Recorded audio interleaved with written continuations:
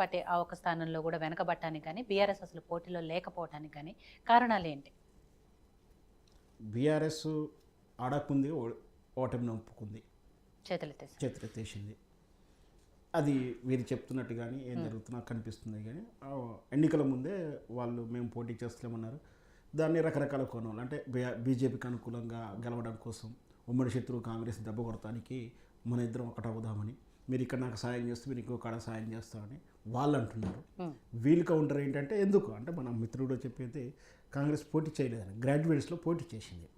పోటీ చేసి ప్రచారానికి వెళ్ళిన రేవంత్ రెడ్డి స్వయాన ఆయన నాకు ఈయన గెలవకుండా అక్కర్లేదు, నాకు పోయేది ఏం లేదని ఆయన కాంగ్రెస్ పోటీ చేయలేదు అనేది టీచర్ ఎమ్మెల్సీ గ్రాడ్యుయేట్లో పోటీ చేశారు. అంటే అది కూడా పోటీ చేసిన దాంట్లో నామమాత్రంగా ఉండి దాన్ని కూడా అప్పచెప్పేసి అంటే అక్కడ ఆ రోజే ఏ రోజైతే రేవంత్ రెడ్డి వ్యాఖ్య చేసిండో నేను వేరే డిబేట్లో కానీ నా పర్సనల్ ఛానల్స్లో కానీ ఆ రోజే చెప్పేసాను, ఇది 3-3 కానీ లేదా 2 అయితే బీజేపీ పక్క అని అనుకున్నాను. ఆ రోజు ఈ విధంగానే కనిపిస్తూ ఉంది. సరే, దీనికి ముందు చెప్పే ముందు నేను కొన్ని ఎమ్మెల్సీల గురించి కూడా ఒక వివరంగా చెప్తే ఇప్పుడున్న పరిస్థితులు ఏంటి అంటే ఎమ్మెల్సీలు ఎందుకు పెట్టారు, లక్ష్యం ఏంటి అనేది ఒకసారి చెప్తే ఇప్పుడు ఏం జరుగుతుందో కూడా ఈ రాజకీయ లీడర్ గురించి కూడా చెప్పే ప్రయత్నం చేస్తాను. మనందరికీ తెలుసు, ప్రజాస్వామ్య దేశంలో ప్రజలు ఎన్నుకుంటే మన పాలనా విభాగం అంటే స్టేట్ వైజ్ అంటే అసెంబ్లీ, అక్కడైతే పార్లమెంటు. ఈ ప్రజలు ఎన్నుకున్న వాళ్ళు అక్కడ ఎంపీలు, ఇక్కడ ఎమ్మెల్యేలు అంటాము. వీళ్ళు మనకు అంటే ఆ ప్రజలకు కావలసినటువంటి చట్టాలను తయారు చేస్తారు, పాలక నిర్ణయాలను ప్రభావితం చేస్తారు.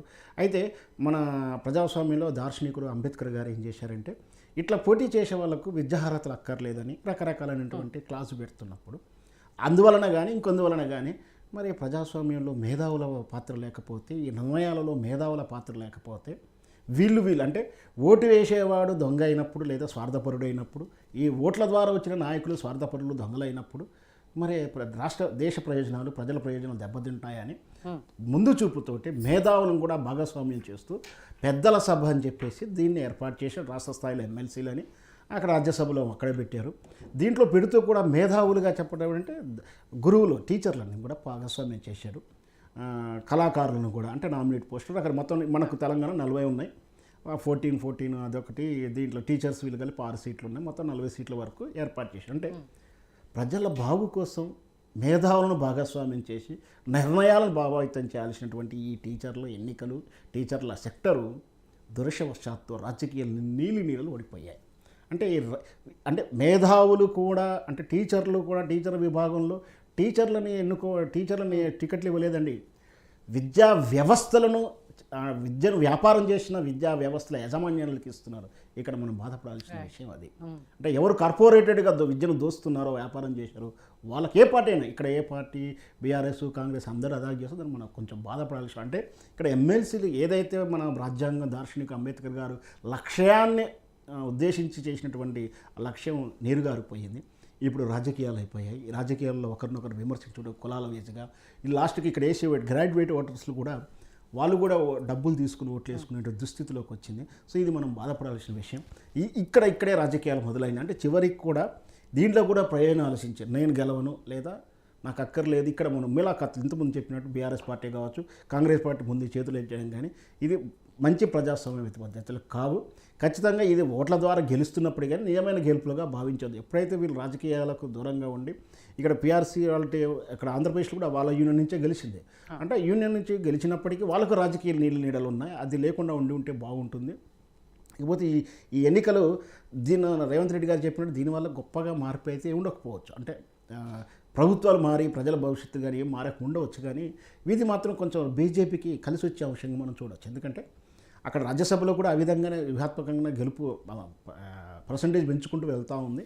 అది వాళ్ళకు అవసరం. ఎందుకంటే పెద్ద సభలో అక్కడ పార్లమెంట్లో ప్రవేశపెట్టే చట్టం ఈ సభకు వస్తారికి రిజెక్ట్ అవుతుంది. ప్రతిపక్షాల పాత్ర ఎక్కువగా ఉంది.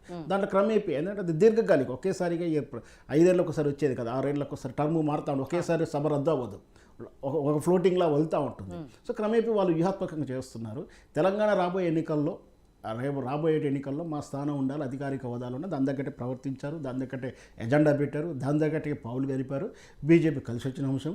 రాబోయే ఎన్నికల్లో బీజేపీకి ఇది ప్లస్ అవుతుంది, ఖచ్చితంగా ప్లస్ అయ్యే అవకాశాలు ఉన్నాయి. ఎందుకంటే ఎందుకైనా ఎమ్మెల్సీలు గెలిచి ఉన్నారంటే, అధికారికంగా ఉన్నారంటే ఎంతైనా కలిసి వచ్చే అంశం, మంచి చాకచక్యంగా ప్లాన్ చేసుకొని చేసినటువంటి ఈ అంశం బీసీ నినాదంలా కావచ్చు, ప్రత్యర్థులను నిలవరిచినట్టు బీఆర్ఎస్ని వాళ్ళు అందరికంటే ముందే అభ్యర్థులను కూడా ప్రకటించారు. ఇప్పుడే కాదండి, వాళ్ళు ఎప్పుడైనా సరే 2029కి పోలింగ్ బూత్ ఎవరు ఉండాలో కూడా వాళ్ళు డిసైడ్ చేస్తారు. దాని తగ్గటువంటి నిర్ణయాలు జరుగుతూనే ఉంటాయి. బీజేపీ దీర్ఘకాలిక ప్రయోజనాల దృష్ట్యా దీర్ఘకాలిక వ్యూహరచనే ఉంటుంది. అలా విధంగానే ఆ క్రమశిక్షణ కానీ, ఆ పట్టుదల కానీ, అసలు క్రమశిక్షణ అయినా పట్టుదల ఆ విధంగా చేస్తుంది. వాళ్ళు పద్ధతి ప్రకారం చేశారు, మంచి సక్సెస్ కూడా సాధించారని చెప్పొచ్చు.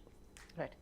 వెంకటరెడ్డి గారు, సరే బీజేపీ లాంగ్ వ్యూహంతో వెళ్తోంది కాబట్టి మంచి పక్కా ప్రణాళికతో వెళ్ళారు. అదే ఇవాళ రిజల్ట్స్లో కూడా కనిపించింది. ఇది వాళ్ళకి కలిసి వచ్చే అవకాశం ఉంది. సరే ఇప్పటికిప్పుడు కాంగ్రెస్ పార్టీకి దానివల్ల పెద్ద నష్టమేమీ లేకపోయినప్పటికీ భవిష్యత్తులో మాత్రం బీజేపీకి ఇది కలిసి వచ్చే అంశంగా శ్రవణ్ గారు చెప్తున్నారు. ఇందాక నేను శంకర్ గారిని అడిగినట్టు మరి వరంగల్, ఖమ్మం, నల్గొండలో ఏం జరిగింది, ఎందుకు 5th ప్లేస్కి వెళ్ళిపోయింది అక్కడ బీజేపీ అని? అక్కడ